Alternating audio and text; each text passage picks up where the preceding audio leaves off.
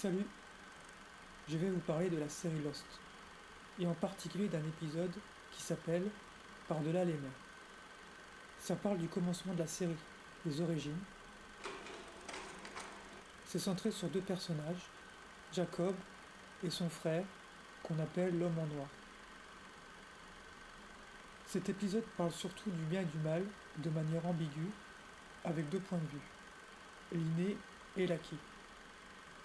La particularité de cet épisode, c'est qu'il y a une distribution de personnages unique à celui-ci. À part Jacob que l'on voit dans les épisodes précédents, et son frère, que l'on découvre dans un autre épisode, un complément de celui-ci, on y voit le point de vue de Richard Alpert, un personnage dont l'épisode lui est dédié. L'épisode s'ouvre sur la mer, on voit une femme enceinte qui, après avoir survécu à un naufrage, s'échoue sur l'île. D'après son apparence, ça pourrait se passer à l'époque de l'Antiquité.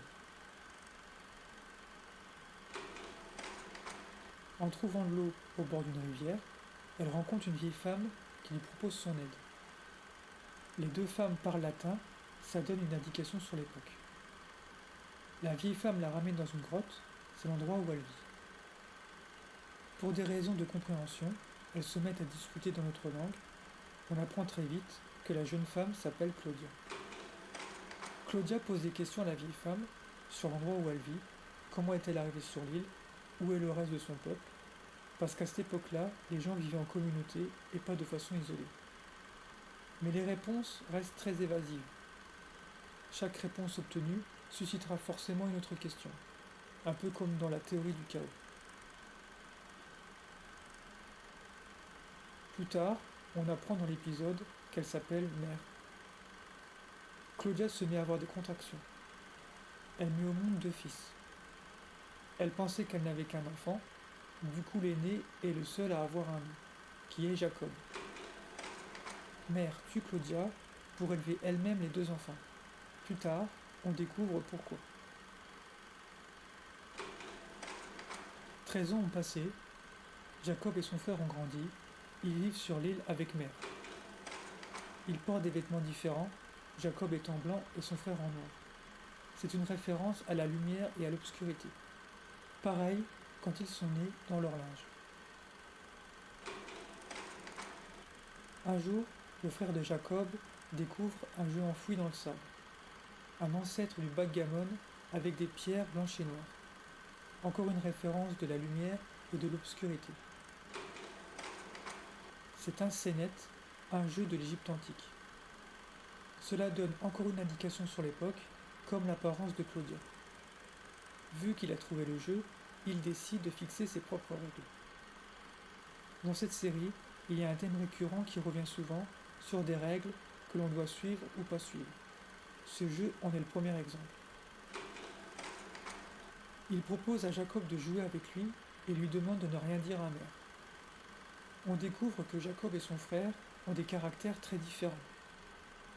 Le frère a des capacités innées que Jacob n'a pas, alors que Jacob développe ses capacités par son expérience et ses choix. Par exemple, Jacob n'est pas capable de mentir, il est sous la coupe de Mère. Il est naïf et innocent. Impulsif, il agit selon ses émotions. Alors que son frère, le plus indépendant, il est rationnel, intelligent, mais aussi manipulateur. Contrairement à Jacob, il se pose des questions. D'où il vient? Pourquoi est-il là? Vu qu'il n'est pas encore adulte, on peut l'appeler le garçon en noir. Mère est proche du frère de Jacob.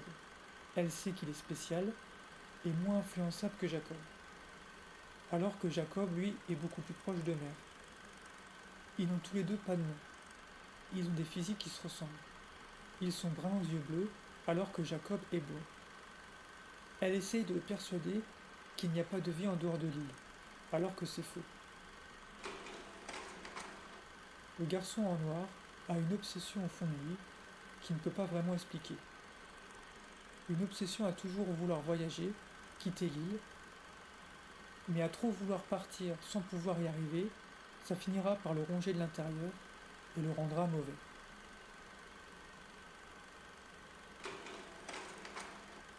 Un jour, en poursuivant un sanglier, Jacob et son frère découvrent des hommes dans la forêt en train de chasser.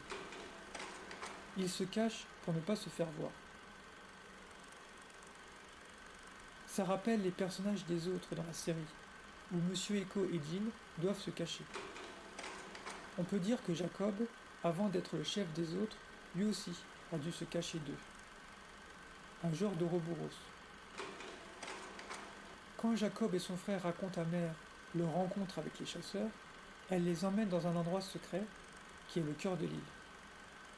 Ce secret est une source de lumière.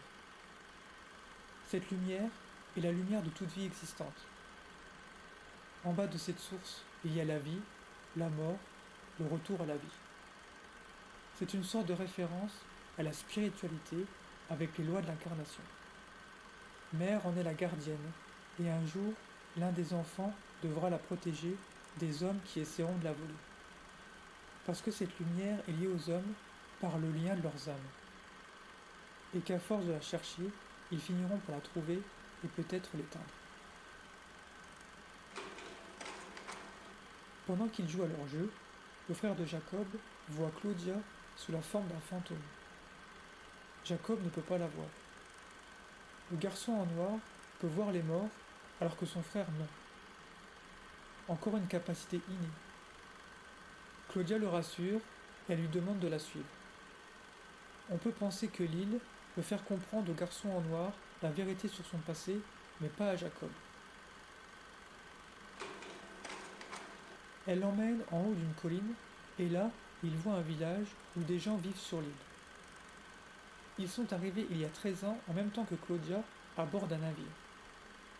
C'est un moyen pour les hommes de se déplacer d'un endroit à un autre. Le garçon en noir comprend alors qu'il ne vient pas de l'île mais d'ailleurs, et que Claudia est sa vraie mère. En pleine nuit, le garçon en noir veut partir avec son frère pour rejoindre les hommes et vivre parmi eux. Il dit à Jacob que Mère a menti. Bien sûr, Jacob ne le croit pas, vu qu'il n'a pas vu Claudia. Jacob s'énerve et frappe son frère jusqu'à ce que Mère intervienne. Le garçon en noir dévoile alors toute la vérité sur son passé, que les gens dans le village sont son peuple et que lui et Jacob n'ont rien à faire avec Mère, qu'il vient d'ailleurs au-delà des mers et qu'il veut rentrer chez lui. Mère le met en garde en lui disant que jamais il ne pourra quitter l'île. Il est persuadé qu'il partira un jour et il le prouvera. Jacob, lui, décide de rester avec Mère. Sur la plage, Jacob et Mère discutent. Jacob veut savoir si c'est vrai, si elle a tué leur vraie mère. Elle avoue que c'était un moyen de les protéger pour qu'ils restent bons, pour qu'ils ne se fassent pas corrompre par les hommes. Jacob demande s'il est bon, pourquoi alors elle préfère son frère plutôt que lui. Mère est plus proche du garçon en noir que de Jacob, elle aurait sûrement préféré que ce soit lui qui prenne sa place pour protéger l'île. Mais vu qu'il est parti, elle supplie son autre fils de rester. 30 ans ont passé, Jacob est devenu adulte, il vit toujours avec Mère. On voit d'ailleurs qu'elle lui a appris à faire du tissage. Son frère, l'homme en noir du coup, lui vit toujours parmi les hommes. Ils continuent de se voir et jouent à leur jeu. On voit que les deux frères ont toujours de l'affection l'un pour l'autre. Jacob observe son frère et les hommes avec qui il travaille. Il se demande si Mère a raison. Vu que son frère vit parmi eux depuis 30 ans, il sait qu'ils sont cupides et manipulateurs. Jacob ne comprend pas pourquoi son frère reste parmi eux. L'homme en noir a fait une découverte. Parmi les gens de son peuple, il y a des hommes très intelligents qui ont découvert des endroits sur l'île où le métal se comporte étrangement. Et grâce à ça, il pourra quitter l'île. On voit cette scène avec le couteau qui est attiré par le puits comme un aimant. On comprend que l'île a des propriétés électromagnétiques. Une caractéristique qui sera développée par le projet Dharma en vue des voyages dans le temps. Malgré leurs différences qui les opposent, l'homme en noir supplie son frère de quitter l'île avec lui. Un jour, Mère sera morte, et rester seul n'est pas une solution. Mais Jacob ne veut pas s'en aller. Il veut rester près de Mère, il se sent chez lui sur l'île, alors que son frère, non. Jacob n'arrive pas à comprendre l'obstination de l'homme en noir à vouloir s'en aller. Évidemment, en rentrant aux grottes, Jacob dévoile à Mère que son frère a trouvé le moyen de quitter l'île. Mère part espionner les gens du village qui creusent des galeries sous terre. Elle veut avoir une discussion avec son fils. L'homme en noir a retrouvé la source de lumière qu'il a vue quand il était enfant. Vu qu'il est intelligent, il a réussi à élaborer un moyen pour quitter l'île. Avec une roue qu'il a construite, fixé un mécanisme qui, en canalisant l'eau et la lumière, il pourra s'en aller.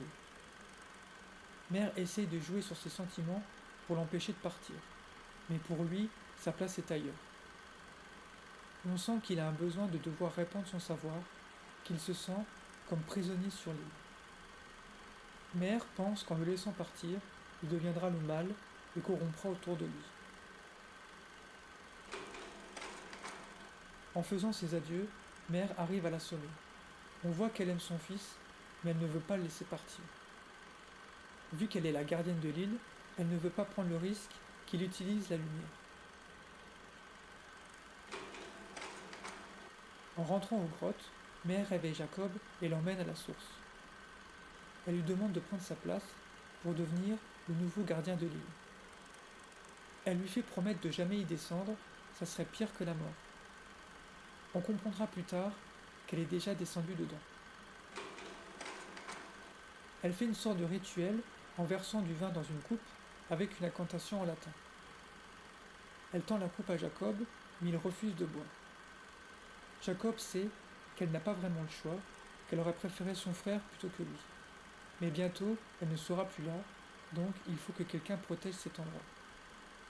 Mère arrive à le convaincre en le manipulant. Elle lui dit qu'il y était destiné depuis le début et que lui non plus n'a pas le choix. Jacob finit par se résigner, boit la coupe et devient le protecteur de l'île. Mère dit alors ces mots: maintenant nous sommes pareils. Une sorte de passation de pouvoir. Vu que Jacob n'a pas pu avoir le choix, il entretiendra l'idée du libre arbitre dans son comportement. L'homme en noir se réveille et découvre que l'endroit où il travaille a été détruit et le puits rebouché. Il se retourne et voit une épaisse fumée noire dans le ciel. Un plan qui peut rappeler l'image du monstre, la fameuse fumée noire. Son village a été brûlé et les gens de son peuple tués. On suppose que Mère, en descendant au fond de la source, est devenue une fumée noire. Car faire sortir son fils de la galerie, tuer et brûler tous les gens du village à elle toute seule est impossible. L'homme en noir récupère son jeu dans les cendres, il est anéanti et en colère d'avoir tout perdu. Avant de rentrer, Mère demande à Jacob d'aller chercher du bois. C'est une diversion pour l'éloigner des grottes. Quand elle arrive, elle découvre son habitat détruit. Elle trouve le jeu, prend les pierres et regarde le caillou noir. Ça lui rappelle l'amour qu'elle a pour son deuxième fils et des similitudes qu'ils ont tous les deux. D'un coup, elle se fait poignarder dans le dos par son fils, l'homme en noir. Avant de mourir, elle le remercie. On comprend qu'elle voulait être libérée de l'île.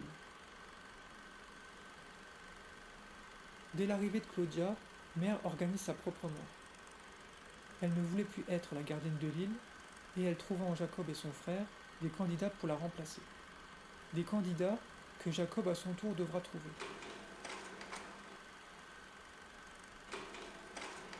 Jacob arrive aux grottes et il voit son frère qui a tué Mère. Il se bat avec lui. Encore une fois, quand ils étaient enfants, le frère demanda à Jacob de le suivre. Pris de colère, Jacob frappa son frère. Là, le frère tua Mère, l'histoire se répète.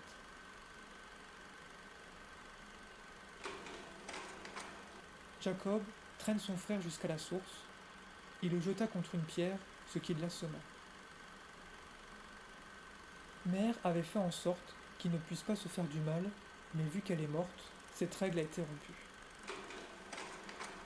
Entraîné au fond de la cascade, l'homme en noir devient la fumée noire. Jacob part de l'autre côté de la source et découvre le corps de son frère mort. Il regrette son geste. On peut supposer que, dès que l'on se retrouve au fond de la source, nous perdons notre capacité à nous réincarner et nous devenons un monstre de fumée sans humanité. Jacob ramène le corps de son frère aux grottes. Il dépose les deux corps, l'un à côté de l'autre, comme une cérémonie mortuaire. Il prend soin de mettre les deux pierres dans une bourse en cuir, dans la main de son frère, et il lui fait ses adieux. Dans le titre de l'épisode, Par-delà les mers, il y a un jeu de mots que l'on peut voir. On pourrait dire que par-delà les mers veut dire par-delà la vision de mer se trouve une autre vérité que l'on doit découvrir par soi-même. En comparant cet épisode avec le reste de la série, on peut voir Lost comme étant en fait des parents qui ont de mauvais rapports avec leurs enfants. J'essaierai d'approfondir le sujet dans un autre podcast en parlant des personnages de la série. Merci de m'avoir écouté jusqu'au bout et je vous dis à bientôt. Salut!